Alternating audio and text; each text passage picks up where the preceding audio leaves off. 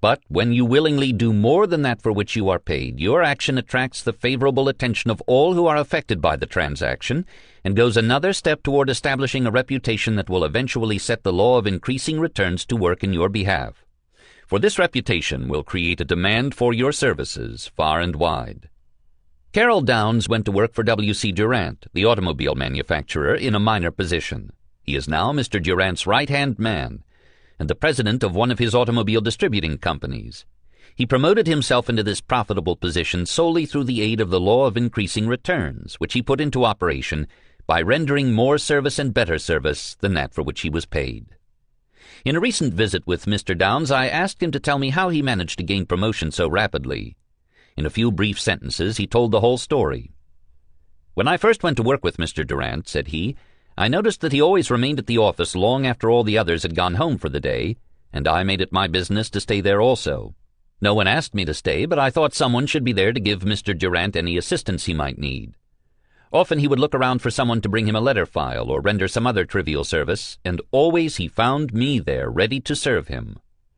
He got into the habit of calling on me. That is about all there is to the story." He got into the habit of calling on me. Read that sentence again, for it is full of meaning of the richest sort. Why did Mr. Durant get into the habit of calling on Mr. Downs? Because Mr. Downs made it his business to be on hand where he would be seen. He deliberately placed himself in Mr. Durant's way in order that he might render service that would place the law of increasing returns back of him. Was he told to do this? No. Was he paid to do it? Yes. He was paid by the opportunity it offered for him to bring himself to the attention of the man who had it within his power to promote him. We are now approaching the most important part of this lesson, because this is an appropriate place at which to suggest that you have the same opportunity to make use of the law of increasing returns that Mr. Downs had, and you can go about the application of the law in exactly the same way that he did, by being on hand and ready to volunteer your services in the performance of work which others may shirk because they are not paid to do it. Stop. Don't say it. Don't even think it if you have the slightest intention of springing that old time-worn phrase entitled, "But my employer is different." Of course he is different. All men are different in most respects, but they are very much alike in this.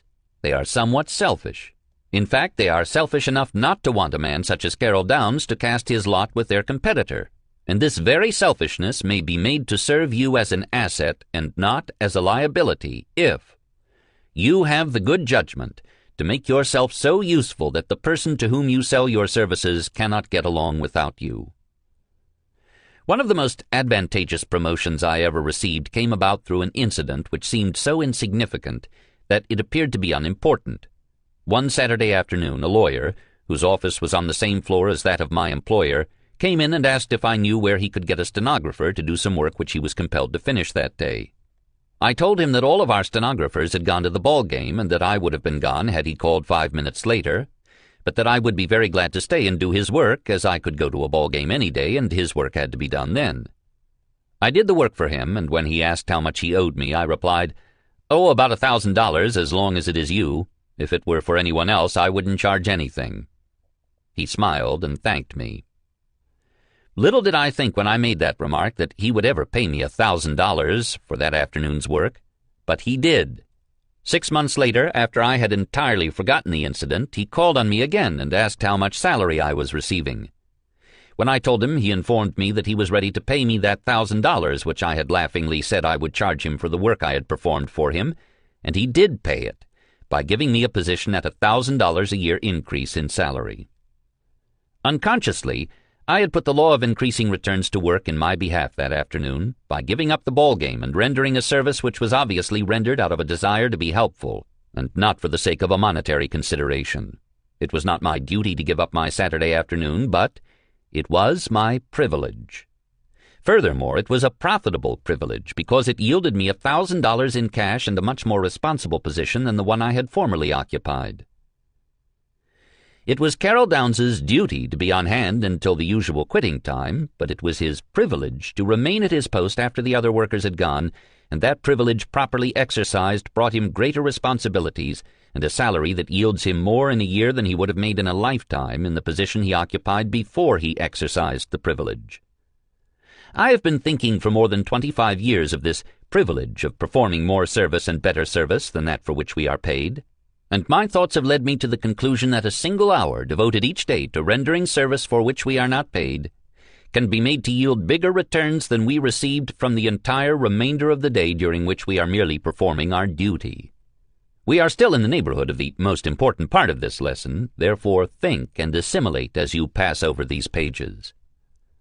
The law of increasing returns is no invention of mine, nor do I lay claim to the discovery of the principle of rendering more service and better service than paid for as a means of utilizing this law. I merely appropriated them after many years of careful observation of those forces which enter into the attainment of success, just as you will appropriate them after you understand their significance. You might begin this appropriation process now by trying an experiment which may easily open your eyes and place back of your efforts powers that you did not know you possessed. Let me caution you, however, not to attempt this experiment in the same spirit in which a certain woman experimented with that biblical passage which says something to the effect that if you have faith the size of a grain of mustard, and say to yonder mountain, "Be removed to some other place," it will be removed.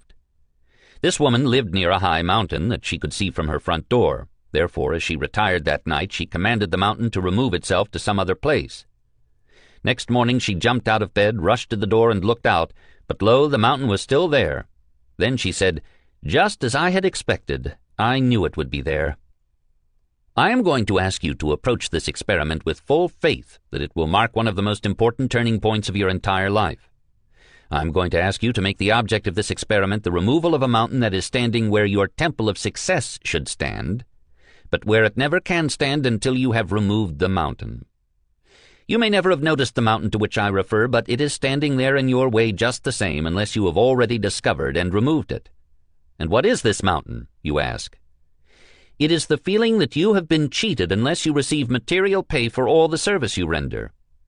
That feeling may be unconsciously expressing itself and destroying the very foundation of your temple of success in scores of ways that you have not observed. In the very lowly bred type of humanity, this feeling usually seeks outward expression in terms something like this: "I'm not paid to do this, and I'll be blankety-blank-blank if I'll do it." You know the type to which reference is made. You have met with it many times, but you have never found a single person of this type who was successful, and you never will. Success must be attracted through understanding and application of laws which are as immutable as is the law of gravitation. It cannot be driven into the corner and captured as one would capture a wild steer. For this reason, you are requested to enter into the following experiment with the object of familiarizing yourself with one of the most important of these laws, namely, the law of increasing returns. The experiment. During the next 6 months, make it your business to render useful service to at least one person every day, for which you neither expect nor accept monetary pay. Go at this experiment with faith that it will uncover for your use one of the most powerful laws that enter into the achievement of enduring success, and you will not be disappointed. The rendering of this service may take on any one of more than a score of forms. For example, it may be rendered personally to one or more specific persons, or it may be rendered to your employer in the nature of work that you perform after hours. Again, it may be rendered to entire strangers whom you never expect to see again. It matters not to whom you render this service so long as you render it with willingness and solely for the purpose of benefiting others. If you carry out this experiment in the proper attitude of mind, you will discover that which all others who have become familiar with the law upon which it is based have discovered, namely that you can no more render service without receiving compensation than you can withhold the rendering of it without suffering the loss of reward. Cause and effect, means and ends, seed and fruit, cannot be severed, says Emerson, for the effect already blooms in the cause, the end pre-exists in the means, the fruit in the seed. If you serve an ungrateful master, serve him the more. Put God in your debt. Every stroke shall be repaid. The longer the repayment is withholden, the better for you. For compound interest on compound interest is the rate and usage of this exchequer.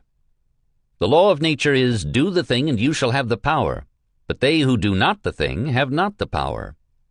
Men suffer all their life long under the foolish superstition that they can be cheated. But it is as impossible for a man to be cheated by anyone but himself as for a thing to be and not to be at the same time. There is a third silent party to all our bargains. The nature and soul of things takes on itself the guarantee of fulfillment of every contract, so that honest service cannot come to loss.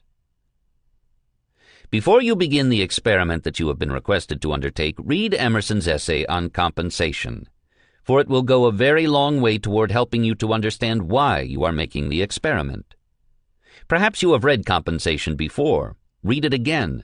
One of the strange phenomena that you will observe about this essay may be found in the fact that every time you read it, you will discover new truths that you did not notice during previous readings.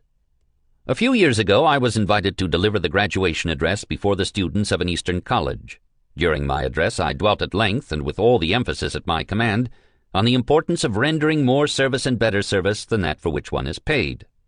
After the address was delivered, the president and the secretary of the college invited me to luncheon.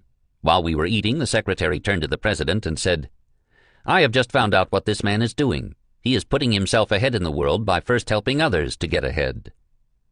In that brief statement, he had epitomized the most important part of my philosophy on the subject of success.